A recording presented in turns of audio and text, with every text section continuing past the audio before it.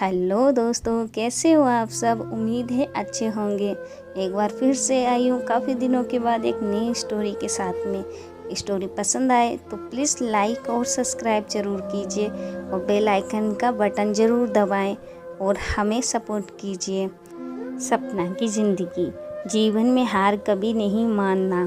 वैसे इस दुनिया में लड़की होना ही जीवन को काफ़ी कठिन बना देता है। और जब आप दिखने में अच्छे ना हो, पढ़ाई लिखाई में भी अच्छे ना हो, तब सोचिए कठिनाई का लेवल क्या होता होगा। सपना बचपन से ही पढ़ाई लिखाई में कमज़ोर थी। रंग उसका सांवला था। नाक नक्शा भी बाकी लड़कियों की तुलना में इतना खास ना था।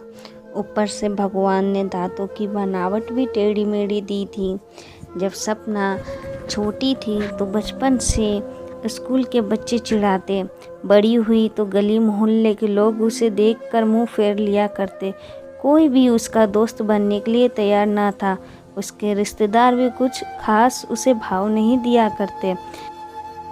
बस एक उसकी माँ ही थी जिसे उसके सूरत या लुक्स से कोई फ़र्क नहीं पड़ता। माँ सपना से और सपना माँ से बेहद प्यार करती।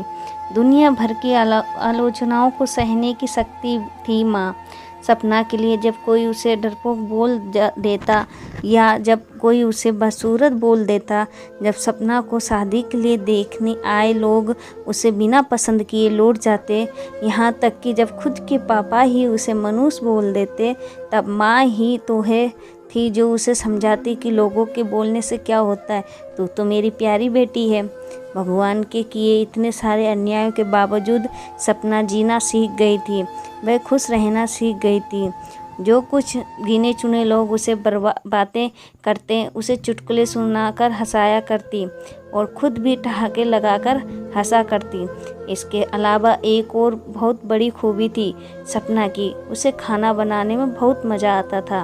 और ना सिर्फ खाना बनाने में मज़ा आता था, उसका बनाया खाना खाकर लोगों को जो स्वाद आता था वह उसको तृप्त कर जाता। और यह उसमें अपने आप तो नहीं आया था। दुनिया के ठुकराए जाने के बाद उसने अपना सारा समय खाने की रेसिपी की किताबें, रेडियो शोज और टीवी चैनल्स को समर्पित कर दिए थे। सपना की तारीफ़ तो कोई भी नहीं करता, लेकिन उसके हाथ के बनाए हुए खाने की तारीफ़ हर व्यक्ति करता जो उसे चखता। इस एक गुण की वजह से सपना अपने आजू बाजू की औरतों में फेमस हो गई थी, क्योंकि जिसे भी खाना पकाना सीखना हो या कुछ नया पकवान बनाना सीखना हो तो वह सपना के पास आती और सपना भी खुशी खुशी उन्हें सब कुछ सिखाती। उसके पास जाने वाली औरतें अच्छा खाना बनाना सीख जाती, लेकिन लाख कोशिश करने के बाद भी सपना के हाथों का वह जादू जो सबको मन को तृप्त कर जाता, वह कोई ना सीख पाता। सपना की ज़िंदगी इन्हीं उतार चढ़ाव के साथ कट रही थी। एक बार फिर से माँ बाप ने जी तोड़ कोशिश कर एक फैमिली को सपना को देखने के लिए मना लिया था और अगले दिन लड़का सपना को देखने आने वाला था। सपना को इस बात की खबर होने पर वह दुखी और गुस्सा हो गई थी कि बिना उससे पूछे पता नहीं क्यों माँ बाप लड़कों को बुला लेते थे और उसका मजाक बना देते थे। माँ ने सपना को समझाया था कि ऐसा ही होता है, कोई भी बेटी अपने माँ बाप के यहाँ हमेशा नहीं रहती, उसे एक दिन शादी करके जाना ही पड़ता है। अगले दिन सपना सुबह सुबह ही लड़के वालों के आने से पहले ही सज संवर कर कहीं निकल गई थी। उस दिन लड़के वाले आकर माँ बाप को बहुत खड़ी खोटी सुनाकर गए थे। वैसे भी पापा को सपना पर हमेशा ही गुस्सा रहता, लेकिन उसकी इस हरकत ने उसको गुस्से से आग बबूला कर दिया। उस दिन पापा ने सपना का सारा गुस्सा माँ पर उतार दिया था, यह कहकर कि एक मनुष्य बेटी को जन्म देकर भी तुम्हारा मन नहीं भरा था, इसलिए उसको लाड़ प्यार देकर सर पर बैठा लिया है। हमेशा अपनी बेटी के बारे में गलत बोलने वालों से नाराज़ रहने वाली माँ आज खुद सपना से नाराज़ हो गई थी और वह अब सपना के घर वापस आने की बेसब्री से राह देख रही थी ताकि अपना गुस्सा उस पर उतार सके। सूरज ढलने से पहले सपना घर लौट आई थी। उसके चेहरे पर एक अजीब सी खुशी थी। हाथों में एक चेक था और एक सर्टिफिकेट भी। सपना माँ से कुछ कहना चाहती थी, लेकिन उससे पहले कि सपना अपने मुंह से एक भी शब्द कह पाती, माँ ने उसे खरी खोटी सुनाना शुरू कर दिया। गुस्से में माँ बोलते बोलते इतना कुछ बोल गई कि वो सपना ने कभी सपने में भी नहीं सोचा था। माँ ने कहा, बाकी सभी लोग सही थे, तुम सच में मनुष्य हो, तुम्हारी वजह से हर कोई परेशान है।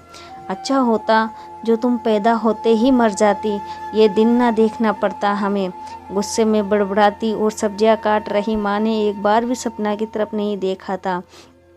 सपना माँ की बातें किसी पत्थर की मूरत की तरह सुन रही थी। पत्थर की ऐसी मूरत जिसके भीतर में तो जान ना हो, लेकिन आंखों से आंसुओं की धारा बह रही हो।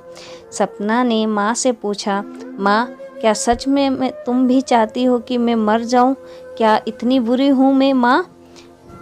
अभी भी गुस्सा सर पर सवार होने की वजह से माँ ने कह दिया, हाँ।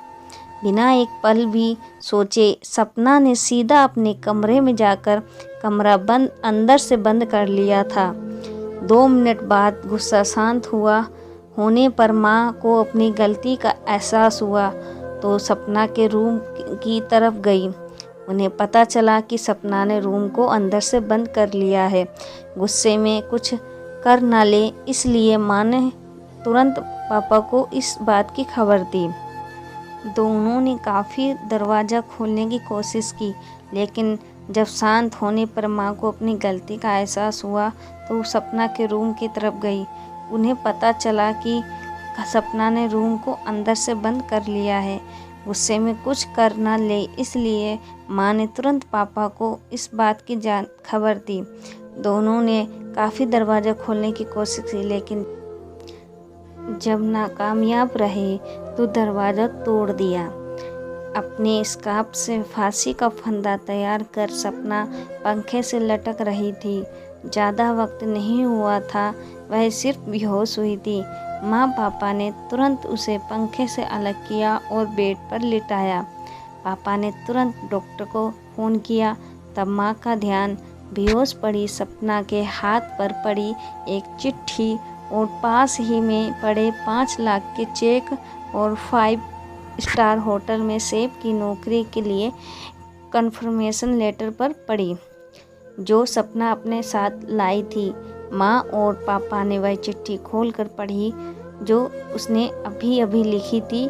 चिट्ठी कुछ इस प्रकार थी, मम्मी और पापा, मैं जानती हूँ मेरे जन्म से लेकर आज के दिन तक मैंने ऐसा कुछ भी नहीं किया है जिस पर आप गर्व कर सकें, लेकिन मैं आपको बताना चाहती थी कि आज मैं खाना बनाने के नेशनल लेवल कंपटीशन को जीत चुकी हूँ और यह 5 लाख का चेक मुझे प्रथम स्थान पर आने के लिए मिला था।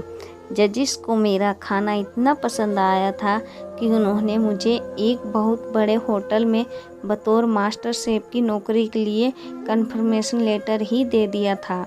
पूरी दुनिया मेरे खिलाफ है, मुझे इस बात का कभी भी फर्क पड़ा ही नहीं था और ना ही बाबूजी की कड़वी बातें मैंने अपने दिल पर ली थी, क्योंकि मैं जानती थी बाहर से सख्त देखते मेरे बाबूजी अंदर से मुझे प्यार ही करते। प्यार ना करते होते तो बिना मांगे मुझे कपड़े, मिठाइयाँ, पटाखे ये सब ना लाकर देते। माँ के प्यार को कोई क्या बयां कर सकता है। मेरी माँ मेरे लिए सारी दुनिया थी। जब माँ मेरे साथ होती तो मुझे किसी बात की परवाह ना होती थी। मेरी माँ मेरी थी, इसलिए मुझे किसी और की ज़रूरत ना थी। मेरी माँ मेरे साथ नहीं है तो मेरी दुनिया मेरे साथ नहीं है, इसलिए मैं आज दुनिया को ही अलविदा कहकर जा रही हूँ। मैं जानती हूँ आपने कभी ना कभी भगवान से ये दुआ ज़रूर मांगी होगी कि अगले जन्म में मेरी जैसी औलाद ना मिले, लेकिन मैं हमेशा यही प्रार्थना करती थी कि अगले जन्म में तो क्या मेरे हर 7 जन्म में मुझे माँ बाप के रूप में आप दोनों मिले। और सपना के मम्मी पापा सिर से लेकर पैर तक पछतावे में डूब गए। दोस्तों, आज की ये कहानी कैसी लगी हमें ज़रूर बताएं। मैं जानती हूँ कि आप भी किसी भी व्यक्ति का उसके बाहरी लुक की वजह से दिल नहीं दुखाएंगे, कहानी को लाइक करें, चैनल को सब्सक्राइब करें, बेल आइकन का बटन ज़रूर दबाएं ताकि आगे आने वाली वीडियो की नोटिफिकेशन आपको मिल जाए। धन्यवाद।